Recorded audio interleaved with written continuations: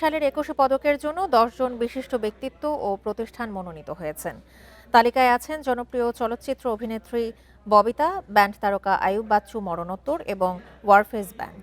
আজ বৃহস্পতিবার বিকেলে রাজধানীর ফরেন সার্ভিস একাডেমি মিলনায়তনে ব্রিফিংয়ে প্রধান উপদেষ্টার প্রেস সচিব শফিকুল আলম এই তথ্য নিশ্চিত করেছেন। ভাষা, শিল্প, সাহিত্য, শিক্ষা ও সাংবাদিকতা সহ বিভিন্ন ক্ষেত্রে অনন্য অবদানের জন্য এই রাষ্ট্রীয় দ্বিতীয় সর্বোচ্চ বেসামরিক সম্মাননা দেওয়া হয়।